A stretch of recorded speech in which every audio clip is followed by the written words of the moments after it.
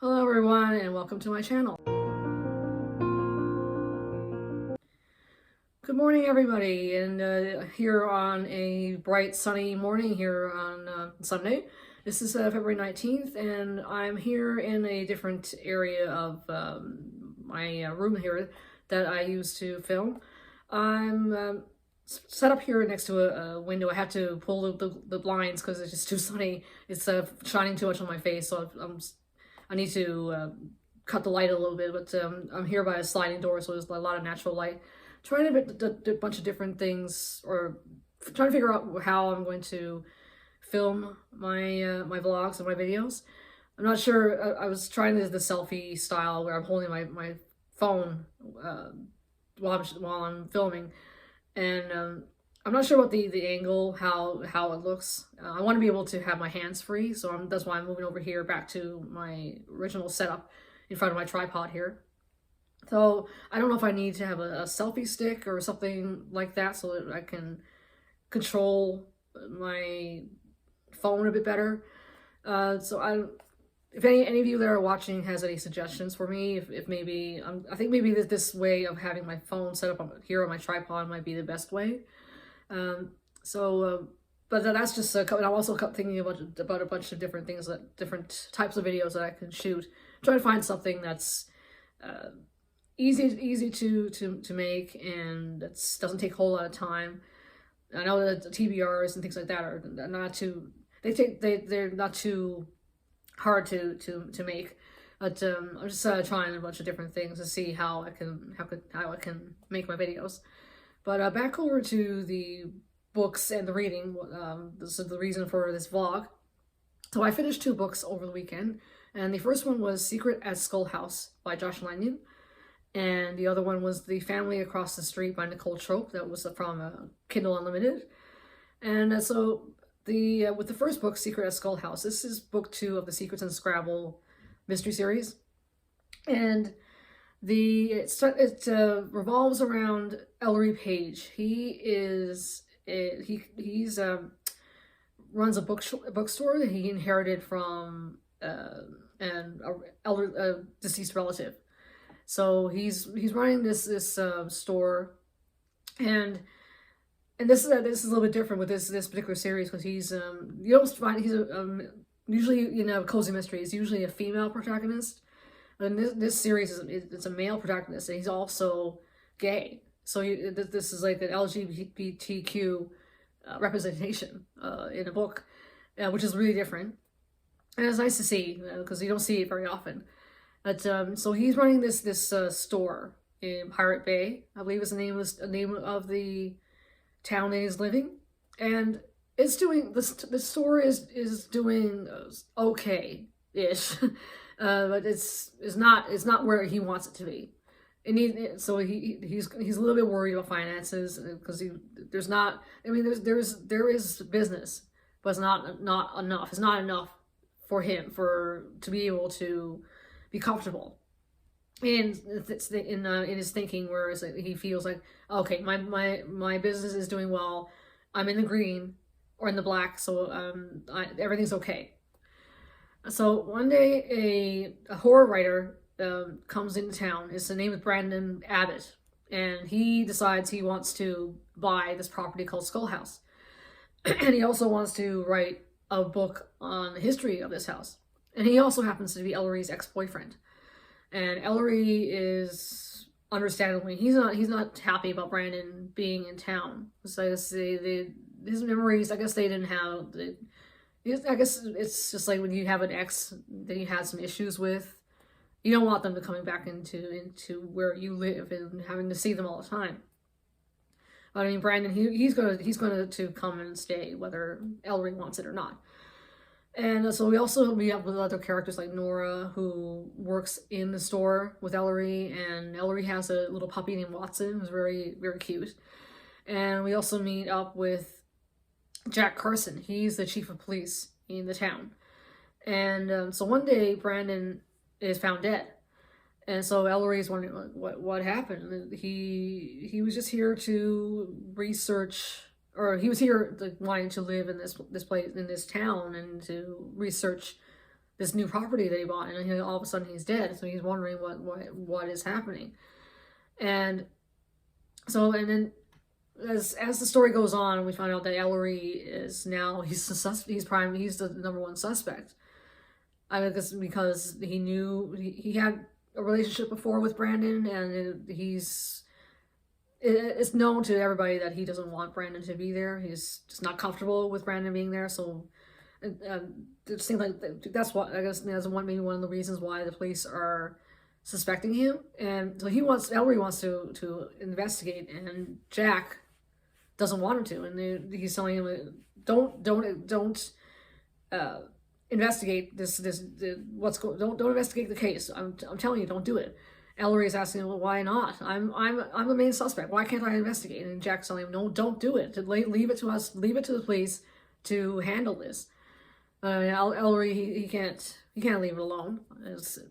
Why would he? But on top of all of this, he also is a screenwriter. So he wrote this play. It's a murder mystery, and it's being shown in town. There's the townspeople. Some of them are actually acting in this play. So in the second book, the play is being shown, and everybody is actually it ended up being not as a serious mystery, but it ends up being a comedy. But everybody loves it, though. Everybody is just raving about it, and their local paper, they're giving rave reviews about it. And at first I felt a little bit bad for Ellery because he wanted it to be a serious murder mystery, but it ended up being a comedy. But I mean, it turned out to be a success. So I mean, he has nothing really to be feeling upset about, because everybody loves it. So I mean, I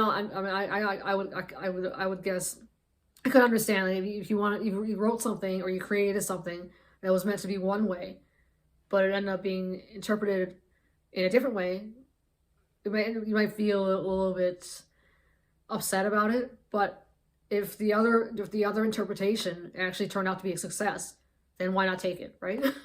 So I think he does eventually. He eventually accepts that, okay, even though it's seen as a comedy, people like it, so I'll take it. And so in the end, we find out how the way that Brandon, there's where the history that Brandon was investigating, it's there was another death that happened a long time ago. So he was investigating, like, what happened with this person. Like, I guess they were in university or college, high school, something like that. So we find out how that story, that episode in time, is linked to what happens to Brandon. So it kind of comes in a circle, and so that's that is how we figure out everything, how it's all woven together. And so this I like this book. I gave it 4 wontons out of 5, and I like the first book. I can't remember the title right now, but I gave that book 5 wontons out of 5, and so this one is 4. So that's means that this is actually a very good series. So I'm definitely going to be reading the rest of the books in the series. And the other book that I finished was The Family Across the Street by Nicole Trope, and this is from Kindle Unlimited, and I have never read any books by this author before. And this book is set in Australia, in Melbourne. I say it Melbourne, but it's supposed to be pronounced Melbourne, I believe. So I know that Mr. Francie, if you're watching this, and tell me if I said it wrong. It is Melbourne, I believe, right? If I said it wrong, I apologize. And I know it's supposed to be said a certain way. So if I said it wrong, I apologize. And so it's set in the height of summer. So it's be like around this time, January, February. It's like really hot, like 39 degrees Celsius, which I'm not sure how much that is in Fahrenheit, but it's very warm. And so this book actually starts really strong. It's like the first paragraph pulls you in right away. So it starts off with a woman she's one of the people that live on the street. She's up with her baby, and she's upstairs to change his diaper and things like that, just like doing all of the normal motherly things that you do with your child. And she hears a popping sound, and she's wondering what is that. And then another popping sound starts. It happens, and it's loud. It's so loud that it startles her and the baby. She goes out, and we meet up with Gladys. She's one of the characters we'll meet later. And she asks Gladys what's going on, and she tells her, go back inside, go back in with the baby, shut your doors, stay inside. We heard gunshots. It's like, wow, this is only in the first chapter, so like that pulls you in right away. So in this the premise, so then that's the very first chapter. So in this book, so this family of it's two parents, Kate and John. They move into the neighborhood with their twins, their 5-year-old twins. And so the neighborhood is really tight-knit. They get together for picnics and barbecues and get-togethers, things like that. And the kids in the neighborhood play with each other all the time. But this particular family, they don't do that. They don't go for barbecues. They don't go for picnics. And the kids don't play outside. And the neighborhood is wondering why. Well, what's going on here? And then we find out what's really happening later. As you're reading the book, you find out later why everything is so closed off. And then we meet up with a character named Logan. He's a delivery driver, so he comes up to the house to deliver a computer to Kate. And so she comes to the door, and he says, I have a computer. I have your computer here. I need you to sign this so that you can go ahead, take it. And she tells him, no, I can't take it. I can't take it right now. Please go. Please leave. And he says, but no, I need you to sign this. I can't take it back. I can't go back, and I can't take it back to the post office. And then she insists, saying, no, I can't take it. Please go away. And then so he leaves, but he tries to deliver it to her again, but again she refuses. And so he's wondering what is going on. Why won't she accept the package? She seemed a bit. I think he gets concerned because she seems like she's not right. That something might be going on that's causing her to not want him to be around at all. So he decides to go to the police to express his concerns. So he goes over there. And Logan used to be in prison. So he was like for break and enter or something like that. So he's got all kinds of tattoos all over him. That is a clear sign that he has been in prison. And so he wants to do a good thing, a good deed, by going to the police and expressing his concern to tell them to go over to this house. I tried to deliver this package to this woman, but she wouldn't take it, and she seemed like she might be scared or something's going on in the house. Please go over and check on her. And so as soon as he goes over to the police and he starts explaining himself, the officer at the desk, she's looking at him with all of his tattoos, and she makes the assumption that he might have something to do with what's going on, or at least whatever is going on in the neighborhood. She's saying that she says, oh, there have been these break and enters in that particular neighborhood. So do you know anything about that? So that she's obviously making the assumption based off of how he looks that he has something to do with whatever's happening. I don't think she actually believes that there's anything really going on with at Kate's house.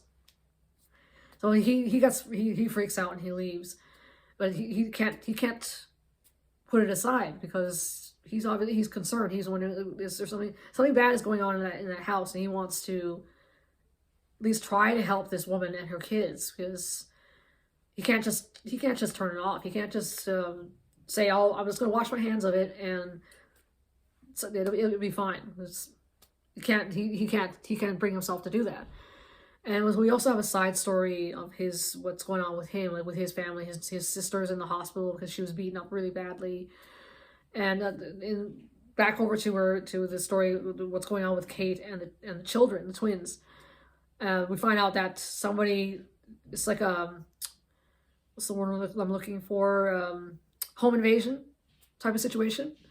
And she's in there with this person, with their kids, and he is terrorizing them. He's just, he's got a gun, this person's got a gun in his hand, and he's just torturing these people. And these little kids are only 5 years old, and they're having to deal with this. And so we find out in how somehow Logan's story, what's going on with his sister and the family, and his family is linked to Kate and the children and their family. That part of it, they're all kind of intertwined. And at first I thought it was John that was doing this. So why would John be doing this? Is it him? But then we find out, no, it's somebody else entirely. John is doing something else, like a work thing or something like that. And then we end up back to Gladys, and she's there. She's also a little bit concerned because she's just trying to talk to Kate, like knocking on her door, ringing the doorbell, but she's not answering, and so she's obviously concerned. So she decides she's going to take it upon herself to go over and try to deliver some muffins to Kate and the kids. And her husband Lou, who's he's wheelchair bound, or he needs a wheelchair to move around. He's telling her, no, don't go over there. Just leave it alone. Just leave her alone. But Gladys can't do that. And eventually Logan comes back and he meets up with Gladys. And she, again, as like the officer he talked to before, she sees him and thinks, oh, okay, he explains what he thinks is going on, or what his concerns are. And Gladys is wondering, he's got all these tattoos. Obviously he's been somewhere, he's been in prison, or he's been incarcerated in some way. Should I trust him? And eventually they do work together to help Kate and the kids. And so again, like I was saying, the situations like with Logan and his sister, and what's going on with Kate and the kids, they come together. And so we figure out what is happening and who is really inside that house with Kate and the kids. And this and I actually like this book, actually, when you get to the twist and you find out what's really going on, it's like, oh, okay, all right. And we find out how everything is connected. Like, okay, that was actually pretty cool. So and I gave this book 4 wontons out of 5. I enjoyed it. I think I'm going to read more of this author's books. Like I said in the beginning, I have never read her books before, so this is a new to me author. So I think I will try her books. And so this is the second book that I read from Kindle Unlimited, and I actually did enjoy it. So this is just a quick update on what I read over the weekend, and I'm still in the middle of Secluded Cabin Sleep 6. And I'm going to finish that later on sometime this week. So I'm going to be doing my buddy read discussion with Sharon on Thursday. So I'm going to get that finished very soon. And I also started Death Threads, and that's our read along that I'm doing with a bunch of us and Melmac on her Discord.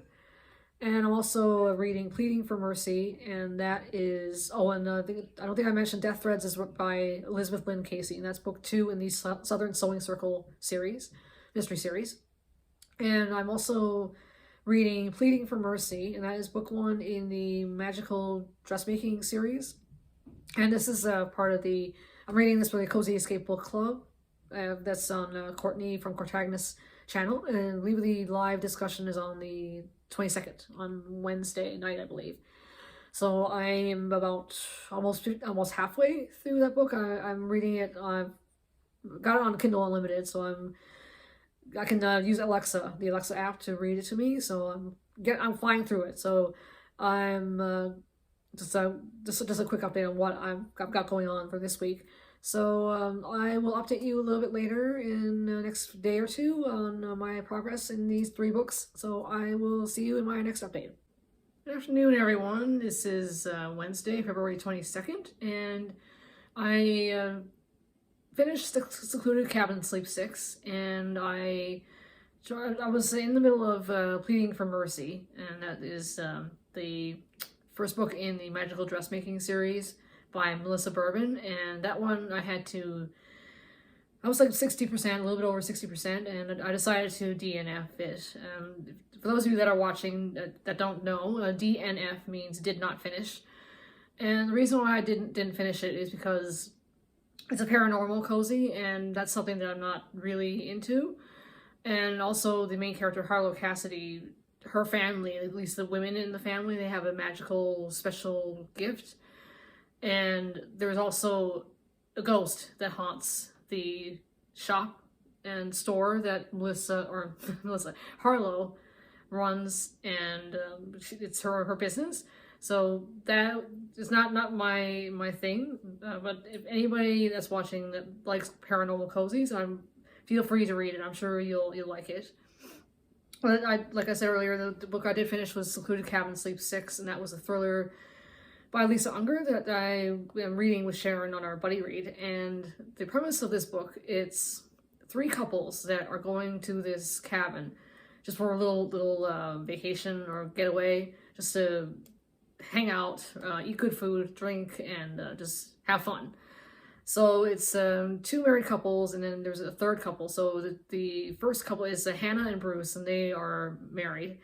And then the second couple is Hannah's brother Mako, or Michael as he's known, and his wife Liza. And then the 3rd couple is Hannah's friend Cricket and her boyfriend Josh. So they all go to this cabin, and so there's some things that are going on that actually the first half of the book is a little bit slow.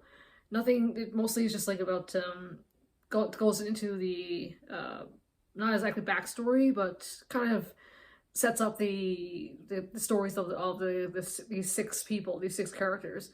So it's a little bit slow at the beginning. In the audiobook that I was listening to, it was divided into 2 sections. So by the time you get to the end of the first section, it starts, the tension and the suspense starts to ramp up. So what's going on with this book? While they're at this cabin, there's the way that the audiobook is divided out. Each chapter is a different character. So it might be, one chapter might be Hannah, another one might be Mako, another one is Cricket. So there's another one there. There's another character that I didn't mention. His name is Bracken, and he owns the land that the cabin is on, and he also owns the cabin. So sometimes you get his perspective, and so there's things that are going on, or at least stories that these people, that these couples are hearing, that freaks them out a little bit. But that's not part of the main plot of the story. It's just kind of almost like, I don't know if it's filler or is it kind of adds some tension, but it is not the main focus of the story. So we also follow a character named Henry, and you're not really sure who he is. At first, you're wondering, who is this guy? Who's this guy Henry? And the people that he's associated with, like Piper, his girlfriend, and people like that, and other people that he interacts with. And but there's a and I forgot to mention that the Mako, he's the one that sets up this vacation. He rented the cabin and booked the entire weekend for these 6 people, for him and these other 5 people to stay. So, and there was also a little bit of a side story, I guess, with this DNA test from this company called Origin that Mako took, and I think Hannah also has as well, but she didn't. I don't think we find out if she took it or not. And we also find out Henry has taken this test as well, because he doesn't know who his biological father is, so he takes this test just to figure out his history. And so as we're going through the book, we find out how Henry is connected to these 6 people that are at the cabin. How he's related, or not related, but how his story is intermingling with Hannah, Bruce, Mako, Liza, Josh, and Cricket. And I still haven't finished Death Threads yet, but I plan to finish it before the end of February. And so since I had some extra time, I decided to pick up another book, and it's a historical romance by Lorraine Heath, and it is Between the Devil and Desire, and this is book 3 in the Scoundrels of St. James. So this is just a quick update. I just wanted to let you guys know what I've been reading and what I finished. So I will see you in my next update. Good morning, everyone. It's February the 25th, 5th on a Saturday morning, and I meant to, usually I film an update on Fridays, but I hadn't finished the books I was reading yet, so I'm doing it today. I'm a little bit late, but I finished the 2 books that I was reading. And the first one that I finished was Between the Devil and Desire by Lorraine Heath, and this is book 2 in the Scoundrels of St. James series. And it centers around 2 characters, Jack Dodger, and Olivia. She's a duchess. And Olivia is, she's recently lost her husband. She's now a widow. And she's waiting to hear the reading of her husband's will. And she's hoping that she will be able to keep the house that she's living in and just be able to live out the rest of her life, just taking care of her son and just being independent. And so the lawyer comes to the house and is she's getting ready to read the will, and then Jack comes into the picture, and she's wondering, why is he here? Because Jack, he's a owner manager of this gentleman's club, so it caters to wealthy men, and he has you have gambling there, and there's also if you're interested in spending time with a woman, he has that too. And so he comes from a totally different background from Olivia. He lived on the streets as a child, but he was he pulled himself up, and he's now got his own money. He's wealthy, but he was when he was a child, he was taken in by Fagin. He's like I don't know what term you would call it, but he took in the young children and he taught them how to be stealthy and just like picking pockets, but just being really smart about it, and just going through life, just making sure that you protect yourself, and you're strong, and that you know you have it like awareness, situational awareness around you, and like knowing what's everything that's around you and the people that are nearby you. And so Jack considers Fagin he's like almost like a father figure. But back to what's going on with the reading of the will. So Jack is there, and like I said, Olivia is wondering, why is he here? Because he has no reason to be there. So the lawyer reads the will, and he tells her that Jack has been named guardian of her son Henry, and he's going to inherit all of the deceased duke's possessions. So Olivia just like, she's stunned, because she's thinking, well, now Jack is gonna get the house. It's supposed to be mine and my son's. So she's not happy about that, and so they start to constantly bicker. They're nitpicking each other all the time. She's resentful that he's going to be living in this house with her. And he's thinking, he calls her, he always doesn't call her by name throughout most of the book. He always calls her Duchess. So that riles her feathers a bit. It irritates her. But like in all romances, it turns from bickering into love. But even though they're constantly at each other's throats, they still are attracted to each other. And so there's always a conflict plot, I guess you call it, towards the end of the book, which as always, it always gets resolved. And then you find out certain things that at the end, I guess it's almost like a twist that you weren't expecting, like that they find out in the end. But I gave this book 4 wontons out of 5. It was all right for me. There's some things that were a little bit cringy, like, just because it's like, do they really need to say that? Like, it's cliched, I guess is the right word to call it. Is something like you might say Jack kisses Olivia, and it's written like she was kissed by an angel or something like that. It's like, really? Like, that kind of thing. That kind of makes me pause, like, I don't know about that. There was a conflict. There was a bit of angst, and this is an enemies to lovers type of story. So I kind of like the enemies of lovers trope. I think the constant bickering at each other makes the story more interesting, because if you go right from you meet each other and then all of a sudden you see hearts above your head and birds are chirping and things like that, it's like insta love. That doesn't seem like a very plausible plot to me. So I think with the having a conflict at the start, and then it gradually turns into friendship and love and that kind of thing, I think that's a more realistic plot in my opinion. And so the other book that I read was that I finished was Death Threads, and this is book 2 in the Southern I was getting tongue tied. Southern Sewing Circle mystery series by Elizabeth Lynn Casey, and it's I think did I say book 2?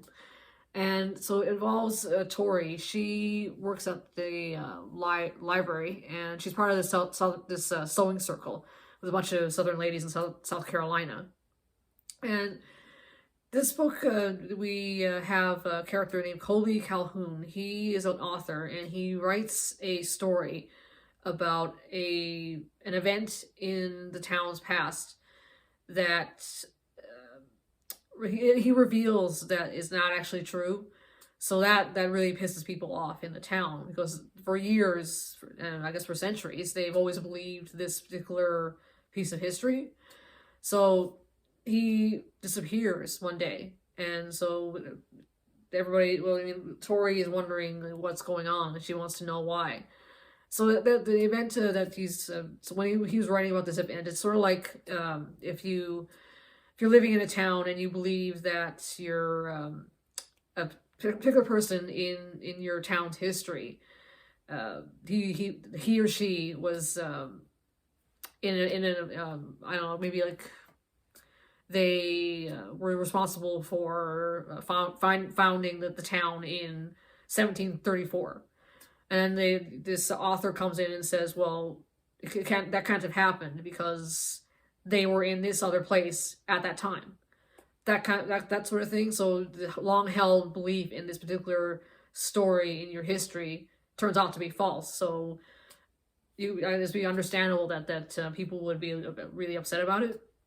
Oh, and I didn't mention that Tori, her given name is Victoria, but and she wants to be called Tori, but the ladies in the sewing circle call her Tori. But there's also a lot of other characters like the twins. I think that their names are Mary. One of them I know is Mary. I think it's Mary Louise or Margaret Louise.